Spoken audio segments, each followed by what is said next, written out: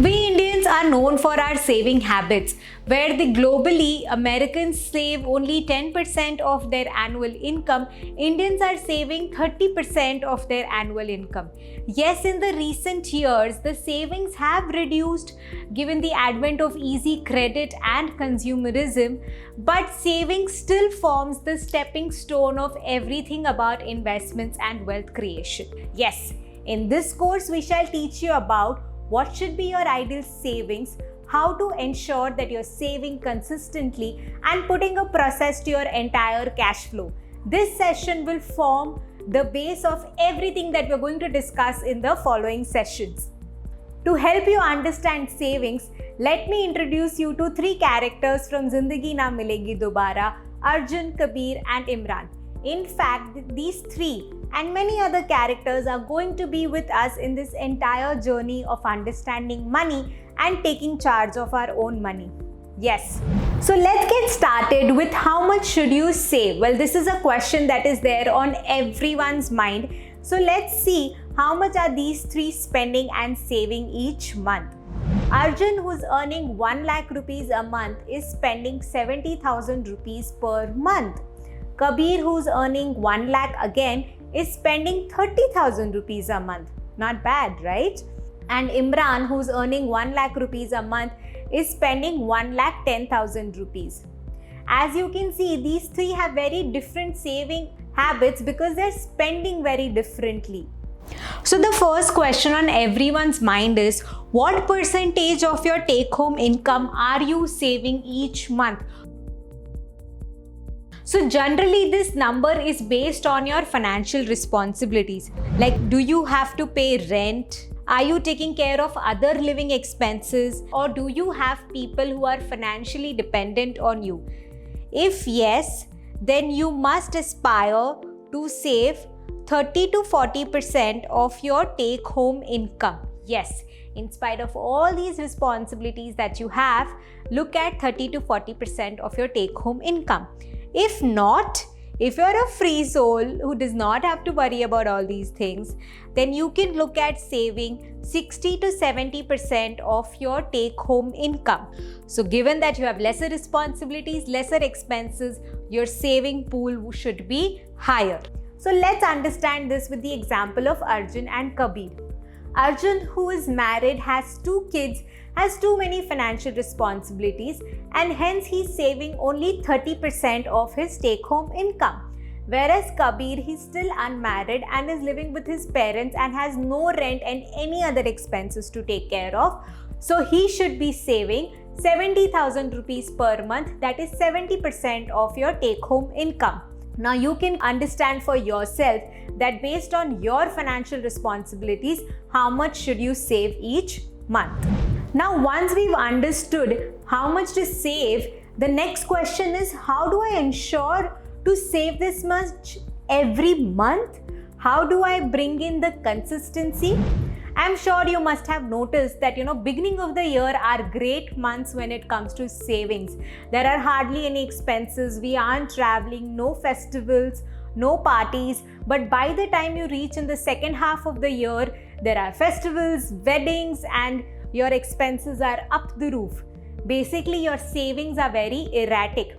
To ensure that you're saving the same amount each month, you must pay yourself first. Yes. Now, what is this concept, pay yourself first? So what do we do generally when the salary comes into our account or we receive that income? We first spend whatever we have to spend, and whatever is left is our savings. Now, because our savings are left over, they can vary month on month.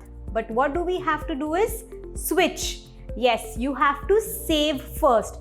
Your savings are the things that you're paying yourself because you would eventually invest those savings and achieve your goals from that. So what we do is we put aside our fixed percentage of savings each month, and then whatever is left, we spend that. So how will you ensure this pay yourself first? By having 2 bank accounts. You will have an income account and an investment account. Yes, these are 2 bank accounts which you will just call income and investment for your own understanding. So your income bank account is the one in which salary will get credited each month, and your investment account is the second bank account in which you will transfer your savings from your income account. Now from this investment account, you will make all your investments like your insurance premium, PPF, deposits, mutual funds, equity stocks, everything. And don't worry, in our coming modules, we are going to discuss all of these investment products in detail. So basically, it's not how much you make, but how much you keep.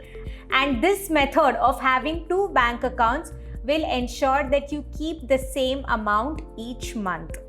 So what do we have here? We have two bank accounts. Bank account 1, in which your salary would get credited, any other income would get credited, or if you're a freelancer, your consulting fees would get credited. And your bank account 2 is your investment account, from where you will make all your insurance payments and other investments. So let's see how you will pay yourself first with the example of Kabir. Now Kabir is earning 1,20,000 rupees each month. Yes, his CTC or salary is 1,20,000 rupees per month, out of which 10,000 is the TDS that gets deducted and paid to the government, and 10,000 is his EPF, which is invested for him. So we are going to discuss about taxation in module 3 and EPF in the third session of this module, which I'm sure will help you understand these concepts better. So now out of 1,20,000 rupees salary, he is getting 1 lakh rupees in hand, and he's spending 30% of that, that is 30,000 rupees per month,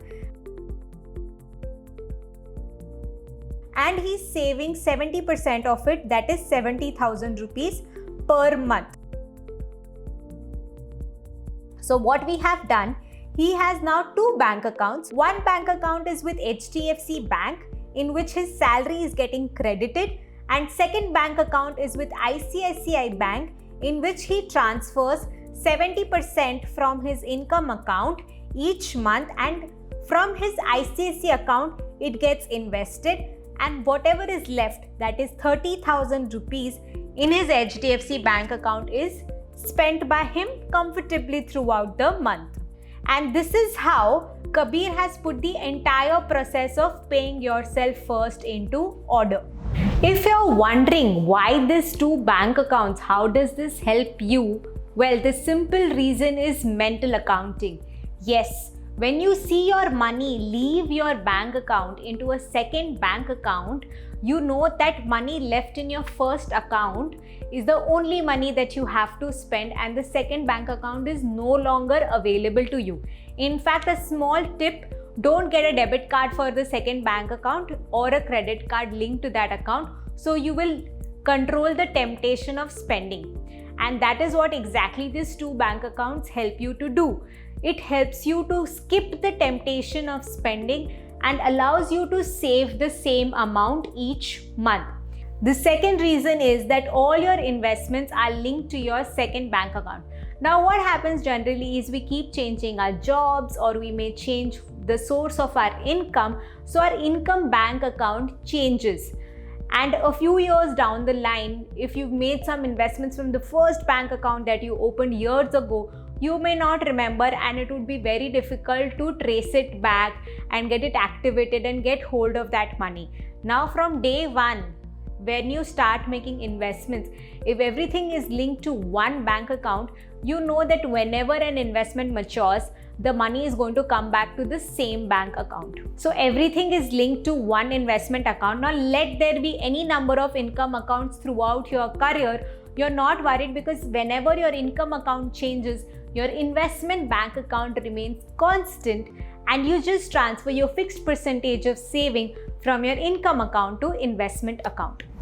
Now let's calculate your savings for yourself and see how much you're saving each month and if that's enough or not. So you can go and download the tool from the next session, Tool 1, Know Your Savings. Pause this video, go to the tool, download it, and we shall run through it together. Now once you have the tool open in front of you, you can see that you can edit only the gray cells in the tool. So the first box in the sheet is about income. So in this box, you have to note down all your monthly income. If you're a salaried individual, how much you're receiving in your bank account, if there is any interest income or any other source of income that you may have. If you're a freelancer, you can also put your monthly income in this statement. After this, start making a note of your expenses. Let's start with the one which are easy to make a note of: your rent, shopping, conveyance, food.